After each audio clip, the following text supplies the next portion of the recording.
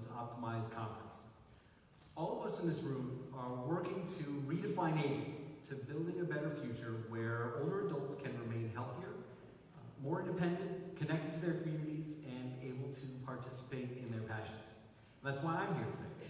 Great Call and our new parent company, Best Buy, are firmly committed to enabling independence, health, and safety for older adults, to connecting them to friends and family, to bringing their family caregivers peace of mind, to creating services and products with older adults and not just for them, and to the vision that Dr. Joseph Coughlin describes in his book, The Longevity Economy, and brings to life as the founder and director of the MIT Age Lab. I can tell you from my own experiences at MIT and building technology for older adults, making these sentiments real presents real challenges. New technology tends to be complex as companies try to figure out what will work in the marketplace. The makers in the space, particularly the software space, tend to be young and male and wealthy and have to learn how to build for older adults. And typical distribution channels for new products and services often fail to address your needs, especially when bad actors create fear and uncertainty. But these countervailing forces underline the importance of Joe's prescription for the industry. He notes, it starts with businesses recognizing older consumers, listening closely to their demands, and building them better tools to interact with the world around them. It starts with bold leaders willing to erect a new narrative of possibility in old age. And now, I'm pleased to introduce today's keynote speaker. He is a senior contributor to Forbes. He was recognized by Fast Company magazine as one of the 100 most creative in business, and by the Wall Street Journal as inventing the future of retirement. Over the past 2 decades, his groundbreaking, multidisciplinary research has broken down myths about aging, identified gaps in technology and markets, and then shown businesses how to bridge them. Please join me in welcoming Dr. Joseph Coughlin.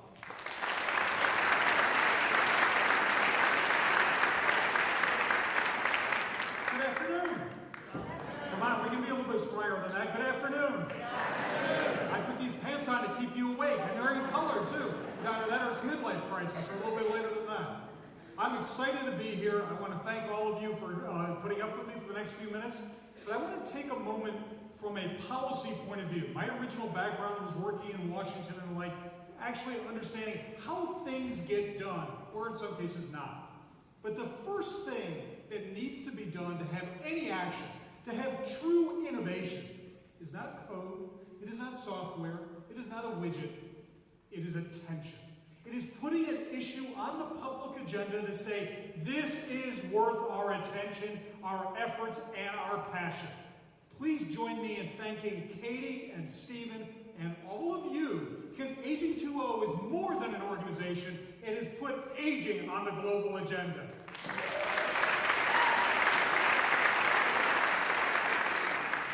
Now that we're here, we have to think and push harder. This should not be about one device at a time, one widget of innovation at a time. What we need to rethink is a new story. And I want to take a few minutes with you to talk about the longevity economy, not simply in terms of numbers, as most of us know, as well as we would know saying a grace over dinner. We know the numbers of the population. But what is truly different, what is truly needed, is a new story of longevity. Not simply taking our meds, not simply measuring our blood pressures and our vitals, but thinking about how we're going to live life tomorrow. This is my team. I have to thank them because I have a great job. They do a lot of the work, and I get to take credit for it. So it's a pretty good gig that way.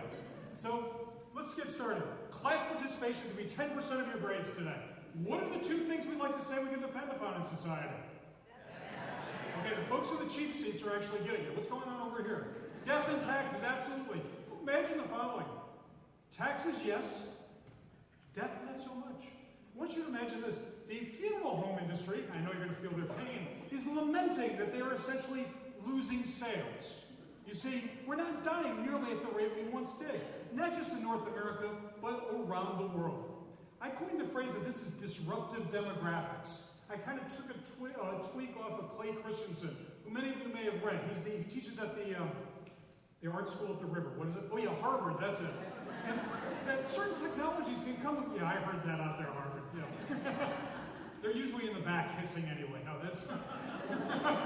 So, yeah, there's certain ideas, certain technologies come out of nowhere and totally blow away your business model. And And just so you know, I live a few miles from where Digital Computer was headquartered, where it is said, Ken Olsen, then CEO, said, who the blankety blank would want a computer on their desk? Just so you know, my favorite Starbucks is now sitting essentially where he once stood. So yes, we're standing in a city where yes, technology can disrupt business models. But ladies and gentlemen, I hope you're also here not just thinking about the technology, but the demography is destiny. Not the pure numbers, but the behavior. That disruptive demographics are as disruptive as technology, and in many cases I would like to argue even more.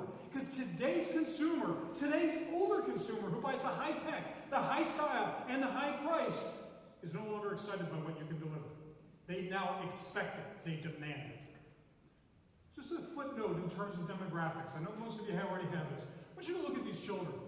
They're about 7, 10, or 11 years old. You know what's amazing about them? That according to the data, half the children in the so-called developed world will live past age 100. Ladies and gentlemen, your charge, your mission is not simply to help us muddle through. Your charge is to actually understand how do we improve living longer, better for 100 years. Think about what 100 years means. Not just how many jobs will you have, how many careers will you have? Will my wife of 32 years want to hear 32 years of the same jokes over and over and over again? How many times will you move?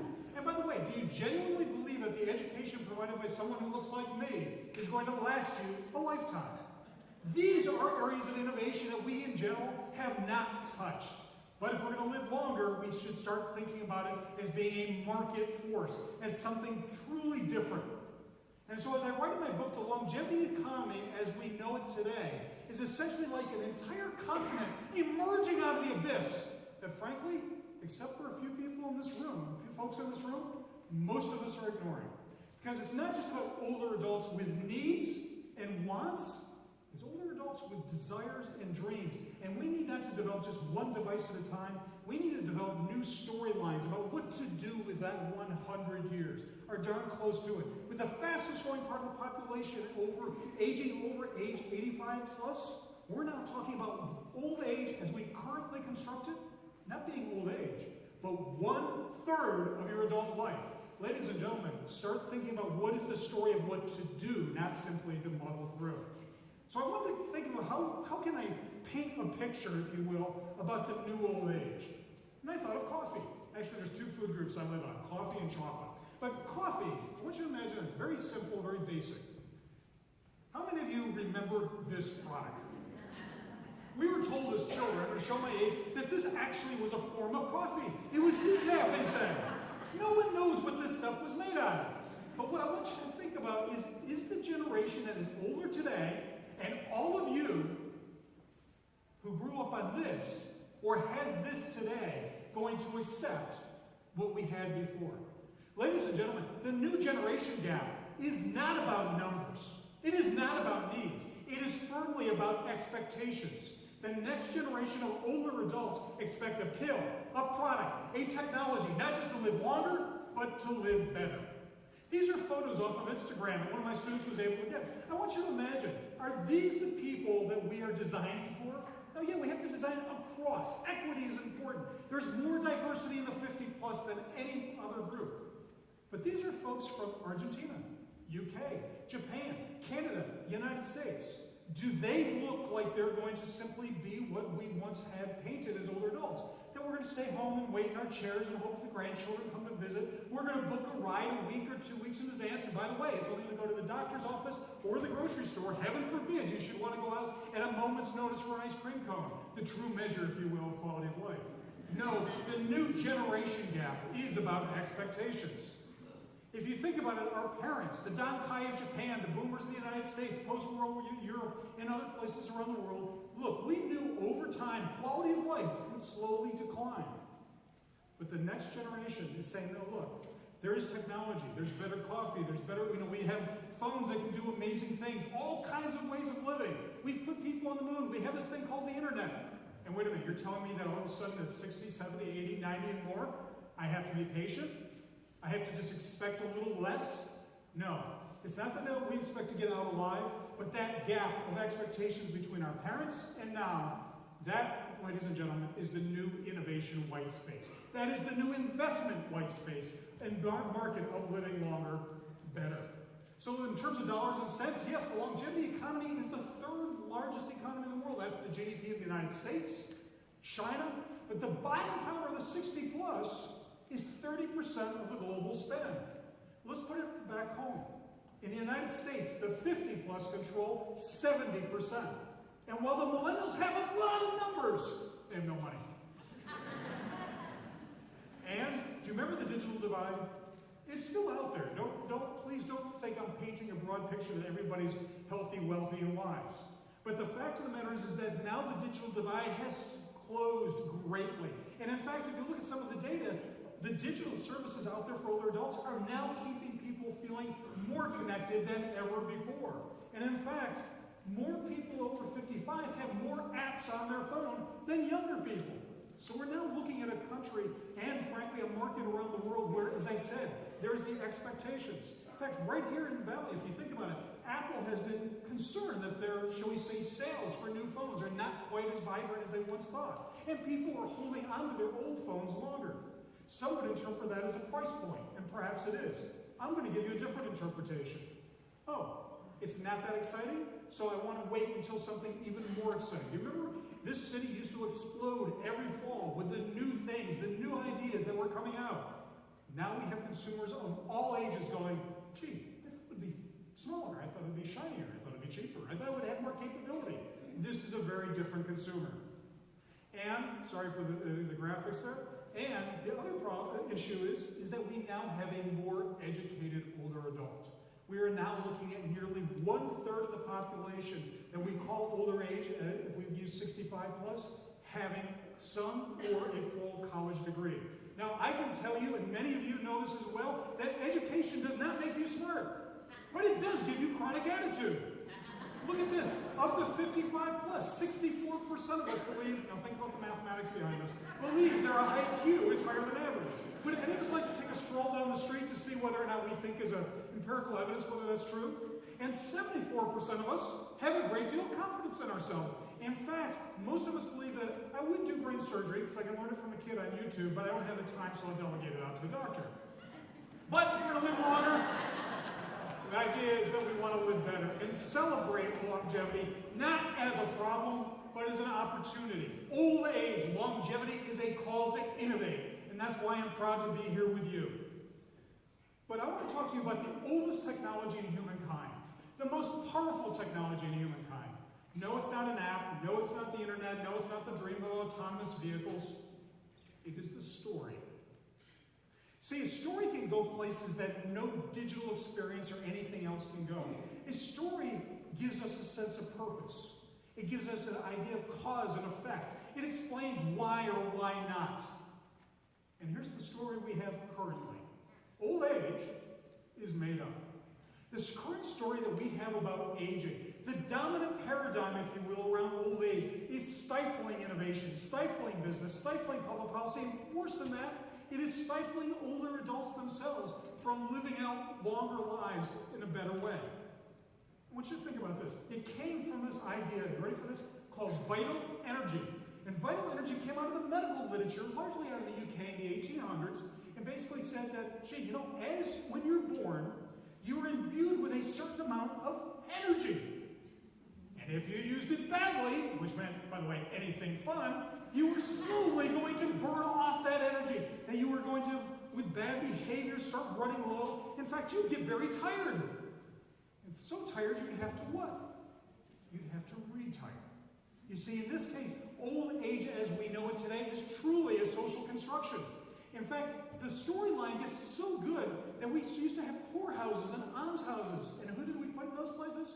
Older adults who couldn't work. They were poor, so we went from almshouses to poorhouses to nursing homes to funeral homes.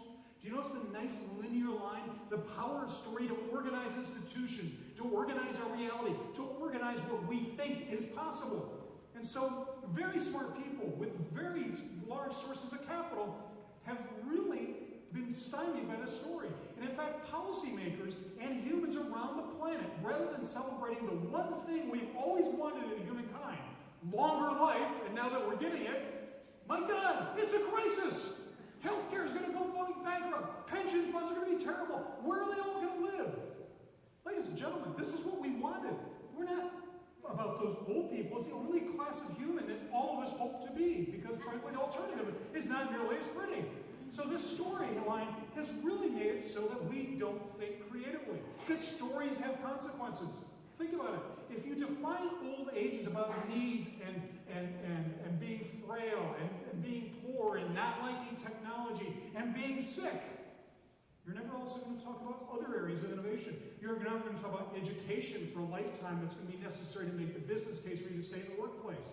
You're not going to talk about fashion, heaven forbid, and have fun word, forget that, and well, sex, we'll just let that sit there and you can think about it. Large companies like Heinz came up with this idea that, let's see, older adults, well, none of them have teeth, and none of them care about what they eat, so we're going to take a baby food and we're going to make it into an old person's food. So they came up with Heinz Senior Foods. And needless to say, it crashed and burned, but the fact of the matter is this is a very real organization that because of the story said, this is what they need. How about this? How many of you drove an Oldsmobile or had parents with an Oldsmobile? Well, this was your old man's car, and by the way, now it's gone. By the way, one of the things you should always take a look at is that the high-priced, high-style vehicles, the average buyer price is well over 55, in many cases well over 60. But the boring is no longer, shall we say, the purview of older adults. And while this is a fundamentally useful technology, the personal emergency response system, or as we call it in Europe, social alarms and the like, are profoundly practical, they are affordable, and nobody wants them. I hate to be brutal about it, but think about it. 35% of the 75 plus say that they feel old. That means the majority of the 75 plus, not so much. But 100% of the people who wear devices and say, hi, old man walking, they know they're old. Now, how many of you, probably done your market research, know the penetration rate of the 65 plus that have these devices in the United States? What percentage are people using this? Any guesses? Shout out a number. 40%. You wish. 4 to 5%. And by the way, let's say it's price. Let's go to the UK. The National Health Service will write a check for the total thing. The penetration rate goes up to 12%. I'm not saying that we should not have these devices. What I am saying is that we now need to make them designed by stealth. We need to have ageless devices that don't say old man walking or old man about to fall down, but rather old man is proactive and predictive about staying healthy well. And the senior housing industry. Think about the construction that's going on. This was the New York Times, or Wall Street Journal rather, last week. This is a business model that is propelled by demographics. They're falling in love with Excel spreadsheets. My God, look at all these older folks. There's going to be an incredible market. And there is.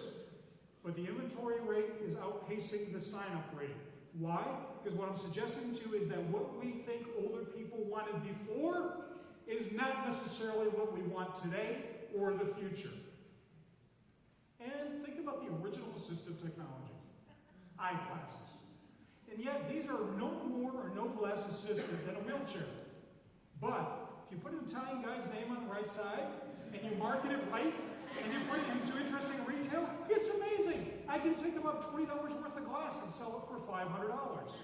Recreating the storyline around the technologies we designed for a new vision of longer life is going to be not just an opportunity, but a necessity to get these products into people's lives and out of the laboratory, into the living room, and by the way, selling them at such a rate that we get the price point down so that those who cannot afford it eventually can, much the way many of us have computers today that frankly are only a fraction of what we spent when we bought our first computer in the 1980s. Let me pause for a moment and tell a story before I make a transition. Many of you are familiar with this lady, Sarah Noss. I never had the pleasure of meeting her, but Sarah Noss lived 119 years old.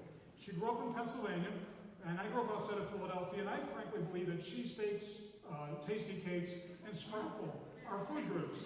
And by the way, if you don't know what scrapple is, you'll live a lot longer than I do.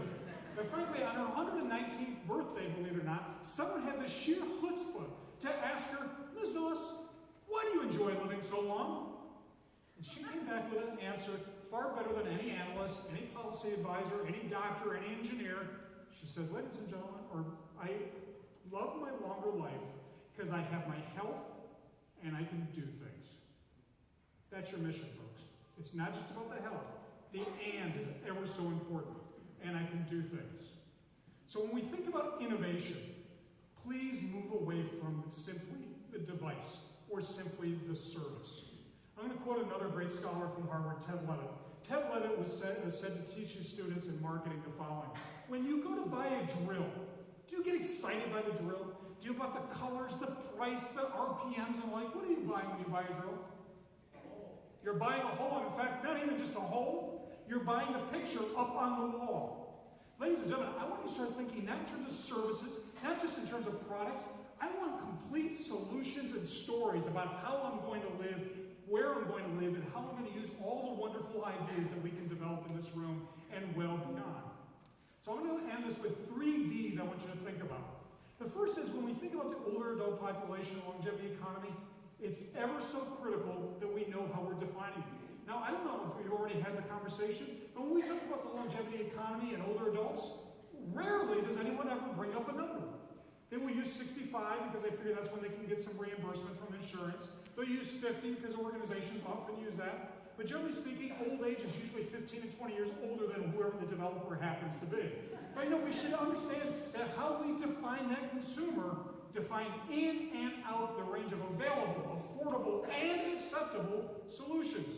So we can go to the goofy side. We can go to the baby boomers, the one of turning 72 every 7 to 8 seconds. But remember, there's an incredible diversity in the population of older adults. And frankly, even Jimmy Buffett now is getting into the act of aging, so to speak. He should be. He's turning 72 this Christmas. But one of the things I want you to look at is that he's developing a whole community, a retirement community around senior housing and the like. Is this creative? Yes, it is. I'm a devout parrot head. But I'm also suggesting to you, this also shows an incredible vacuum out there of lifestyles that need to be invented for an aging population. Will all the men in the room please raise your hands? Okay, you can leave now.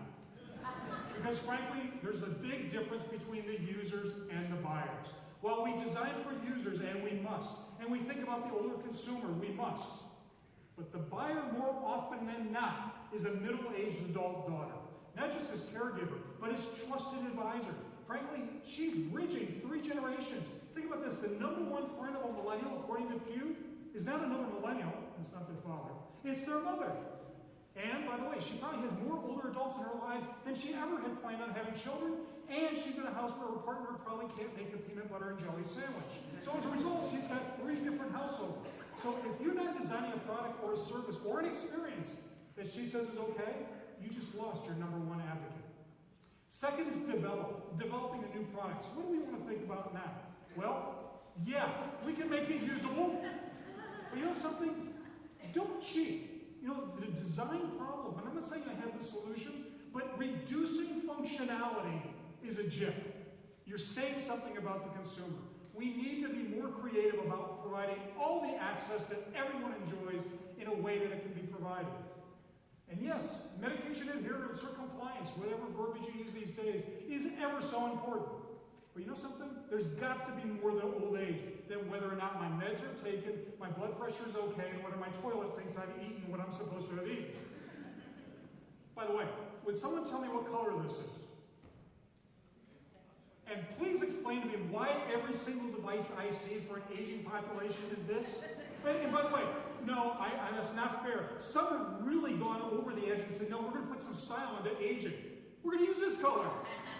No, we've medicalized. That's part of the old age story. We made old age the province of doctors and medicine, and the engineers have just said we're going to do that better.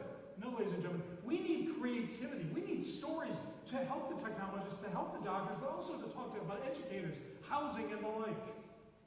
Focus groups, ever so important. We do that in my lab all the time. But ladies and gentlemen, with the internet have been created by focus groups. Creating a new story is to create something that is so compelling that you fundamentally excite and delight the consumer in a way they never knew that they needed it until they had it. And finding ways to have empathy. This is Agnes that we use in the lab, the Age Gain Now Empathy System. It gives you the joys of feeling the friction, the fatigue, and the frustration of how retail spaces, cars, urban spaces, transit, and the like are designed for the average 5'9", 27-year-old, 150-pound male. But instead, having that aha moment is ever so critical because, frankly, I don't know if you know this, older consumers, when you ask them, they lie. And what I mean by that is, think about it. When they have a difficult time opening up a bottle that is eco-friendly because they made less plastic and take a bath in it, many of them will say, well, that's kind of the breaks for being an older adult. If you're wearing a suit like this or you're using some form of empathy system, you'll realize as a designer, engineer, marketer, and the like, that it's not just the way it is. This is not acceptable. We can do this better. And technology has left out the F word totally. Fun!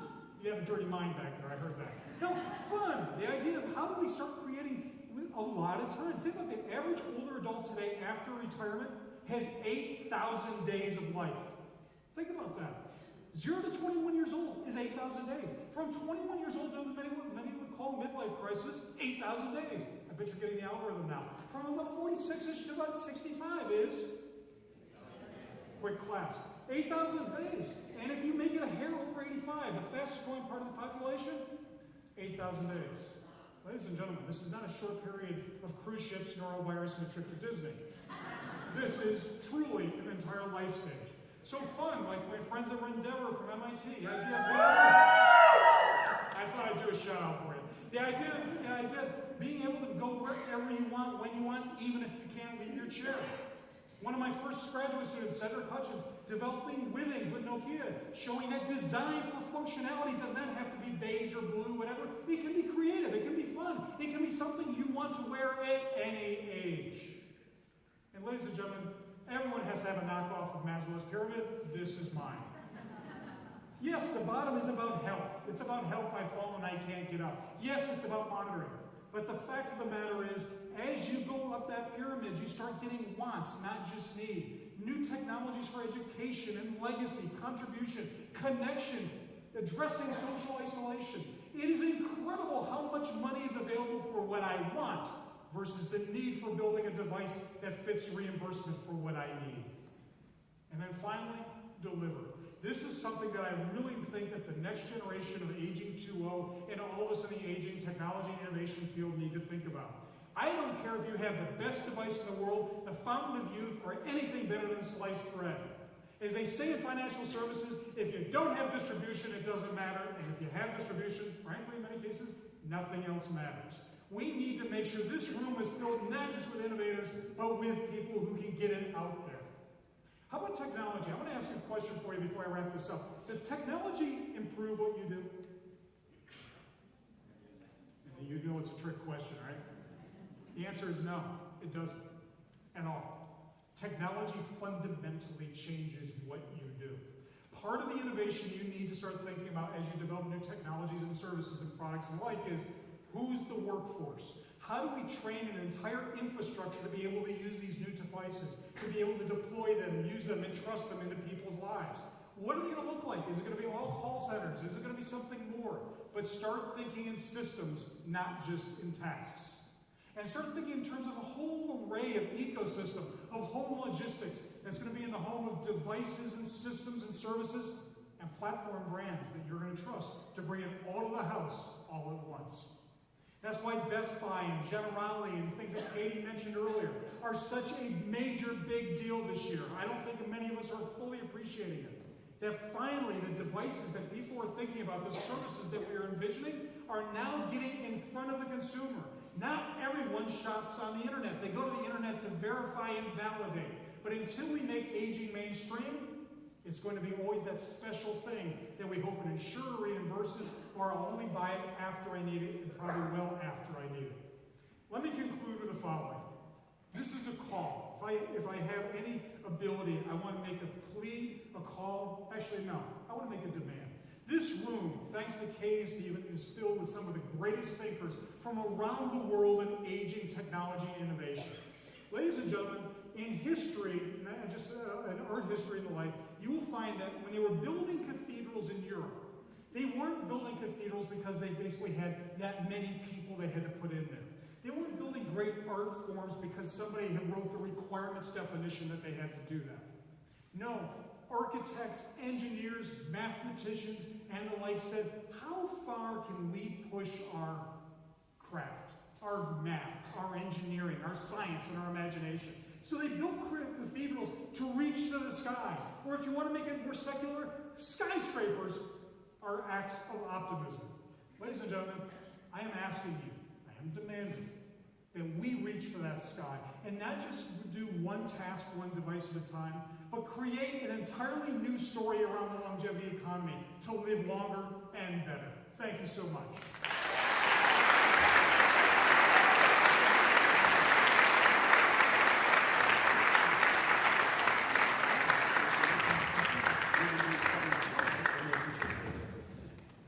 It's pretty fast. Yeah.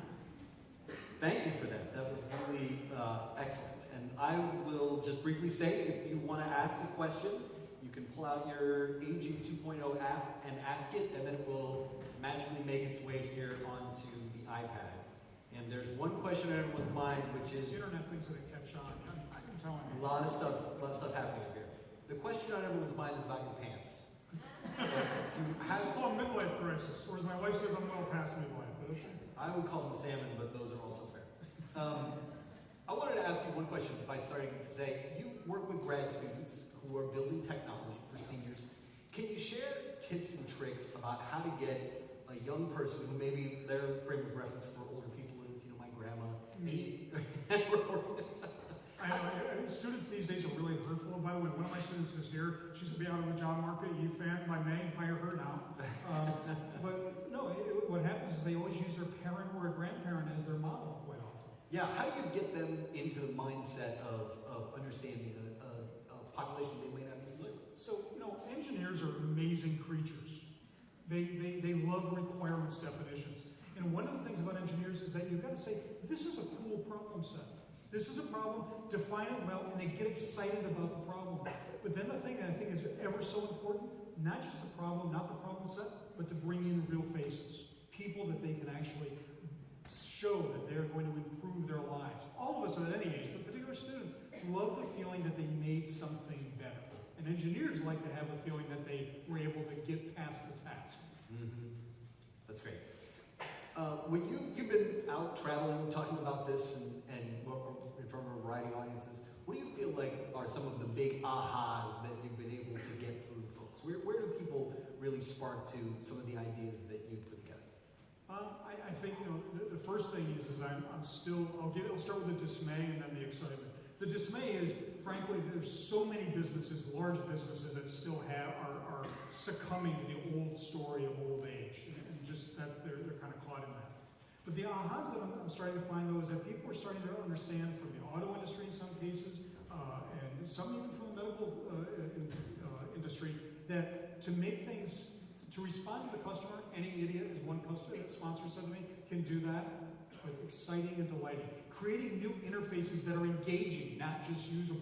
Services that provide you with information about your health experience, but also are proactive and not just telling you when you've fallen, but actually predicting ahead of time. So I think that industry, and with the help of folks like that are here, we're starting to think of new ways to live, not just new ways to muddle through. Got it. When you think about what you want as you get older, do you have particular things on your wish list that you Hair.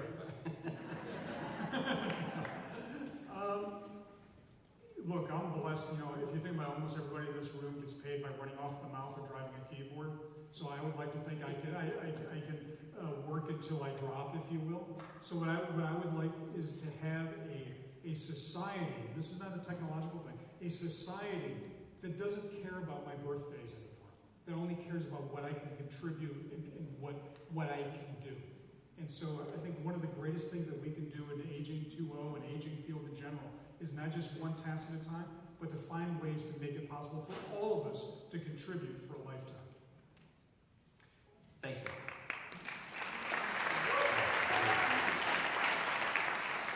I thought your comments on the digital divide were interesting. Do you have, there's a group of folks in here who are all working towards this. Do you have specific suggestions or recommendations or things you point to that can help go towards bridging that gap? One of the things with older adults, and this is a dominant thing that goes out in the industry, and marketers love to say it too, is that older adults don't like technology, they don't like something new. And oh, by the way, if I capture you at 25 in your brand, I've got you for life. Yeah, ask the auto industry how that worked out with baby boomers. But what I would suggest to you is that the older adults with technology and digital divide, you have to have a higher bar as to why it's worth their trouble, their money, and the genuine hassle to learn something. So for instance, when the internet first came out and we had the dial-up and you could hear the little tones and whatnot, older adults were like, yeah, so what? But then all of a sudden when we redefine and say, well, this is not just about going into a chat room, you're going to be able to connect with your grandchildren. You're going to be able to see what they're doing. All of a sudden now we raise the value proposition. Older adults, if you want to close that digital divide, yes, you need to have a device that is easy and intuitive for everyone. I mean, that's actually, if you think about Apple's strategic advantage. But more importantly with older adults, you've got to come up with a compelling reason why what you're offering them is so much better than the way they've always been able to do that job before. Agreed. When you think about how many older adults are living alone, in some places 47 to 48%, how does that come to bear on folks who are building solutions and fielding solutions? How does that, what does that mean for us as a society? What does it mean for us as and by the way, those are U.S. numbers. If you look at Europe, especially Northern Europe, that number goes well into 53, 57%. So living alone is not the same as being lonely, but it does lend itself towards isolation. So here's a job requirement for somebody out there to start thinking about. I want you to engineer for me replacing the oldest adult daughter. And why do I say that? Because we're aging in society, not just because we're living longer, but we stopped having children. The fertility rate has dropped right through the floor. So, and those that we did have moved. So that living in isolation is really a whole new range of jobs that are necessary to maintain the house, to manage your finances and well-being and food and staying connected. These are all things that were done once by the family. And the family has changed. And one other footnote, the other reason why old age is different, particularly in North America and in Europe than ever before, we have dropped out of social organizations. We've dropped out of Kiwanis. We no longer go to church, temple, mosque, whatever it is. These are the institutions that owned aging well before public policy and well before all of us in the research area. So now we have to start finding ways to fill that in with the soft science of behavior and people and with the hard science of high tech. Not that I ever think high tech can replace high touch, but in the lieu of any touch at all, I don't want somebody being by themselves at home without somebody to reach. That's great. Thank you for that. That's our last question. Thank you again. Thank you very much. Thank you.